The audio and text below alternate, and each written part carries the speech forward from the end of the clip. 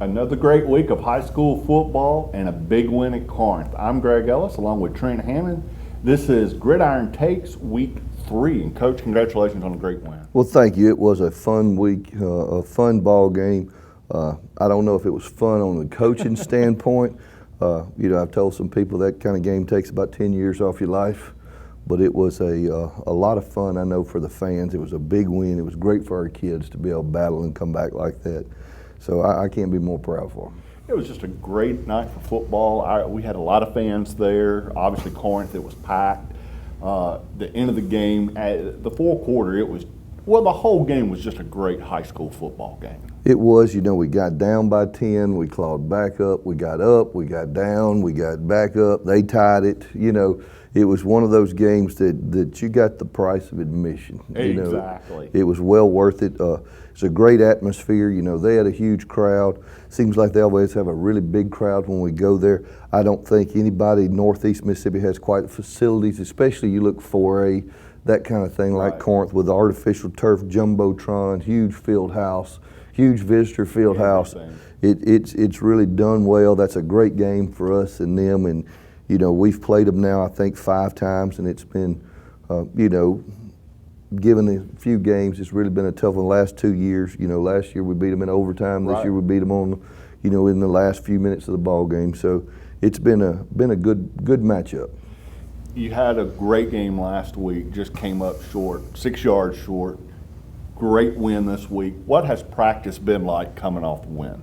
Well, it's been good. That's the one thing about this group of kids. They've practiced, preseason practice all the way through. I think that's the one thing I can't brag on enough is how this group comes to work every day. I told some people this was kind of the hard hat and lunch pail bunch of kids, and I'm proud of that because sometimes you don't get that in today's world. But this group has been there. So we had a great week of practice last week. Coming off. Or ended in a great week of practice. This week we had one of the best Labor Day practices we could have, and so it's been really good. We win 38-35, but we're down 10-0. What are you thinking at that point on the sideline when it's 10-0? What do you tell your kids at that point? Just wanting to stay in it. That hey, we're just a play away. I always try to say that 2 scores is just 2 plays in a ball game. It's just 2 missed tackles, and on Jacob Horn or David Hayes, and and now you're back in the fight. That kind of lead is one that you just want to say, stay fighting, fighting. And so I was really proud of our kids that they listened and they stayed focused and they just continued to plug at it. One of the things that I noticed about Corinth, they got a lot of size to them. Their offensive line and defensive line was one of the biggest linemen I've seen in high school in a long time. They have a 6A size offensive line. I told people last week that they were going to be in there at 6'3" to 6'5", 290, and they really get after you. They play well. They've got several kids across the front. Their skill guys overshadow their front, but they've got several guys on that offensive and defensive front that have Division I scholarship waiting on them at the end of this year. So, you knew you had your hands full, and they proved to be what, everything. And you would expect that out of a team that returns 19 out of 22 starters coming back from a third-round team the previous year. I thought it said a lot about our kids and the composure they had, not only being down 10-0, but Corinth comes back, ties the game up, or has a touchdown, goes for 2, ties the game up. Then we drive the field and get a big field goal. I mean, everybody wants to talk about overcoming the beginning, but you just gave up the lead, and now you're coming back for a chance to win. And that's the thing about football. I think football is a game of adversity, is what I tell people. It's not a game of everything's rosy and beautiful. It's a game of adversity, and I say that's why it is so good in teaching life lessons to me, because it is a game where bad things are going to happen. And the team that wins is how do you react and how do you handle the bad things to overcome them and get there. And I think that's what we have to do in our lives a lot. And I think that teaches. So I was very proud of our kids that they never once got down, even though they had plenty of chances to get down and get frustrated and those kind of things. But they didn't. They continued just to battle and push to the goal at the end. Let's talk about the end. What do you tell your team on that final drive, knowing you don't have to score a touchdown, all you need is a field goal? So what is your mindset on that final drive? Well, one of the big things we talk about is wave doesn't beat the wave. You know, let's be smart, play smart, try to play clean, and get ourselves there. I thought our quarterback did a really job of stepping up in the pocket, delivering the ball.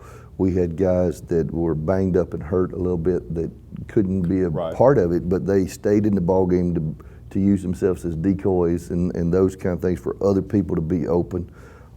And so our big thing was just stay composed and do what we said. Now, one thing, you're telling them, hey, all we want to do is give us a chance, get a chance, get a chance. We can do this with a chance. And they just continue to fight, and they fought all the way down to the end, and I'm very pleased with it. And then you got a young man, Tanner Goggins, who the biggest kick of his life. And the proud moment for me is he struggled the week before, missed an extra point, those kind of things, kicked some ugly kicks that may have gone in, kickoffs weren't good. Well, this week he did really good kicking the football off, kicked it where we wanted it. He did great, and as he was going out there, I made sure, hey, just relax, you're going to make this. You're perfect for extra points tonight, you'll be perfect on this one, just go hit it, it's an extra point. And, because I think he just went out there and stayed relaxed and calm, and that's what he said. As soon as I hit it, I knew it was good. That's a great feeling. It is. He was very calm post-game, too. I mean, he was smiling, and people were, congratulating him. He's just kind of a laid-back kid. It seems to be, and that's a good thing for a kicker, because, a kicker, or really and truly any football player, needs to live by the motto that you play the next play, and that's kind of cliche, but if the last play was a touchdown, that doesn't mean your next play is going to be good. Right. So you have to live the next play. If you get beat on a pass play or you fumble, you can't dwell on that one. You got to move on to the next one. And I think that kind of sets up for a kid like Tanner that's kind of calm and relaxed and doesn't let that stuff get to him. Just go make the next play. Let's talk offense real quick. You had another great game from where your quarterback. Hayes stepped up again. Horn had a great game. How would you grade your offense? Well, I think we graded high. I think there were some things that we didn't do well in the run game, even though we had good yardage that we've got to clean up. But they presented an odd-looking little front and did some unorthodox things up there that just made preparing for difficult. And we were always one hat away from being able to make a big play on that. I thought our quarterback played really well. I thought Horn showed why he's a Division I football player next year. I thought Trip Wilson did a great job. He's very physical. Corbin Huggins is very, very physical on the edge. Coach Bell, Aubrey Bell, who stayed as coaching our receivers, and he's done a tremendous job. We've struggled over the last few years being a team that blocked from the receiver spot. We're not struggling there right now. We're running great routes, and I think that's got to go a lot to him. And and our offensive staff as a whole, I think our O-line is Coach Keaton has them in their same group basically that played last year, so they're back in there mixing it up. And I can't be more pleased at where we are offensively. Defense gave up 35 points, but Coach, when they needed to make a play, they delivered. We were able to get the stop when we needed it, and that's the big thing. We know we're not the most talented 6A defense in the state, and we know right there we were playing two Division I players on that field that I hope, I'm so glad that Sheffield will graduate number 3. I remember him as a true ninth grader. He started for Corinth years ago and went about 85 down our sideline really, really fast. And so it's good to see him leave, and, I bet he probably caused 100 missed tackles, as he could start and stop and go back different ways. So I'm happy with our defense. We've got to shore up some things, tackle a little better, and some of that will come with experience. We're playing a lot of guys that they're developing, that really truly just have 8 quarters of experience. We're starting a ninth grader, a true freshman as a safety. He started both ball games, so he's going to make mistakes, and we just have to hope that we're in position to overcome that when he does. Well, and you're talking about Sheffield. He kind of got hurt in the third quarter, came back, but and I apologize, I don't know his name. Number 24 for them ran just as hard as he did, and he had fresh legs late in the game. 24-4. Patterson number 4 is a really, really good player, and they were fresh and they just hammered it out. And you can't say enough about that football team. They should win a lot of football. That's what I told someone that 4A North probably looks at Louisville and Corinth as being your two favorites. Corinth's talented enough; they could run the table here. They could very Going into the easily, playoffs. and so they're a very good football team. Now let's look ahead to this week. Doesn't get any easier. Neshoba Central. We're back at home this week. We're back at home, and Neshoba's 0-2 in Hungary. And the thing there is, they too have two Division I running backs. They've got one kid with Sun Belt offers, the other kid, a junior that's got SEC offers, and so they are really, really good. Tell you how good they are. Neshoba's down 30-27 last week with 5 seconds left. They're 60 yards away. They run toss sweep. Don't try to throw it. They run toss sweep to the junior. He runs for probably 13 seconds and gets tackled on the two more yards, and they win the ball game. So, they're very dynamic, very similar to the ones at Corinth, except they're bigger. Right. They're bigger kids, and it's a bigger school, so Coach Schooler was my defensive coordinator at Amory. How about that? And so we're very close friends. And so this is going to be a fun one, and I hope Wave comes out on top. That will make it for fun. It would. Make it a lot better. We're going to kind of change a little direction here. You don't go home after football games. The work starts. You start looking at film. Correct. Kind of take us through what a Friday night, Saturday, and Sunday is for you and your staff. All right. Normally we'll come in after the ball game and, take probably 20 minutes, 30 minutes and just reflect on what happened. And when I say that, I mean it's like a camaraderie, like a locker room, guys kind of unwinding. And then once the film gets loaded, because the film's having to load up on the computer system during that time, next we'll start to grade our film, and we'll grade each kid on a plus, minus, or an equal and an effort grade. And so we'll go through every player in every position on every game and slice it up of what kind of mistakes he made, whether we thought we played with great effort or not, right. and try to fix those things. And then we keep up with it throughout the year, so that if a kid's making a mistake in week 1, we don't make that same mistake in week 5. Now he's going to be making different mistakes, but it kind of gives you the gauge of where you need to point your coaching throughout the week and where to point the correction for the kids. And so we'll normally do that till about 2:30 or 3 in the morning, somewhere in there. Then we'll Is that usually. when you get your gizzards if you win? No, that's when we kind of head to the huddle house or somewhere like that, Gotcha. and get on the interesting side. Interesting little restaurant scene in Tupelo at 2 and 3 in the morning. So we do that, and then on Saturday, I try to let Saturday be the night for my coaches or day for my coaches to do family. Gotcha. To do that. Except one thing, I ask them.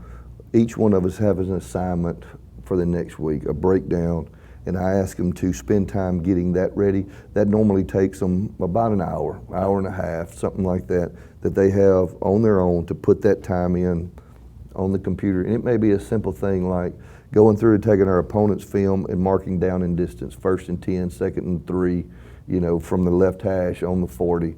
Then somebody else putting in the formation, the play, whether the team was blitzing on 3rd down, whether they played, what coverage is on 3rd down, so that then when we all come in at 1 o'clock on Sunday, we divide up and we meet, or we go through our last week's game and what we think for an hour. Then our kids come in at 2 o'clock on Sunday, our team does, and we split up, and one side will be lifting while the other side has a film session off of Friday night, going over mistakes for Friday night.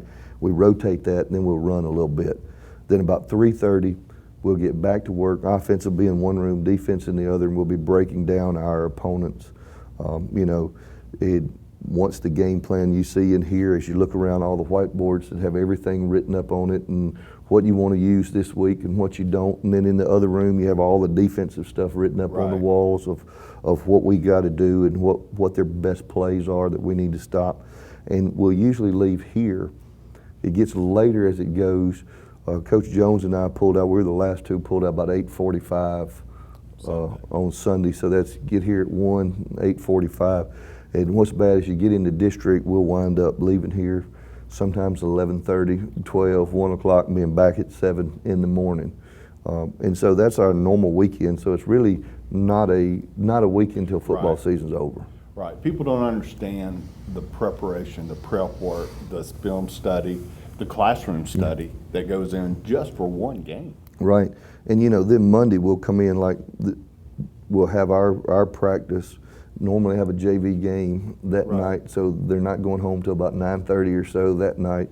Then Tuesday, what people don't understand is we video every practice. Right. So then after practice, we load the film and go over some things and have a little staff meeting, because we have an elaborate practice plan where everything is scripted, everything is done so that we know we're covering what we want to each day. So they're never going to be rolling out before 6:30 or 7 throughout the week. And then we get to Friday and we start it all over again. All over again. Do you have, whether it's one night or any night, where you have something that you do just to exhale, kind of breathe and not think about football, whether it's 30 minutes or an hour? Not till November, December. That's what December's for. And so we'll wind out. I heard, I kind of use that translation. I heard a NFL coach one time speak to players about playing hurt and playing with bruises and bangs, and said, "Hey, you'll feel better in February." I tell our guys, "Hey, we'll sleep in January." There you go. So because the bad thing is, once you get to the end of the year, then it's the worry and the look back for the later, and then the prep. Because a lot of my coaches laugh until you've gone through it. The minute we lose the next one, they all laugh, said, because 30 minutes later everybody thinks we can go home, but no, Hammond's erased the boards and we're moving the substitution chart and saying, well, here's where we've got to go for next year, and what do you think? Right. And, because it starts all over again. It's the crazy cycle. It never ends. It never ends. Well, again, congrats on a great weekend. We look forward to Friday night at Renaissance Field here on Tupelo's campus against Neshoba Central. For Trent Hammond, I'm Greg Ellis.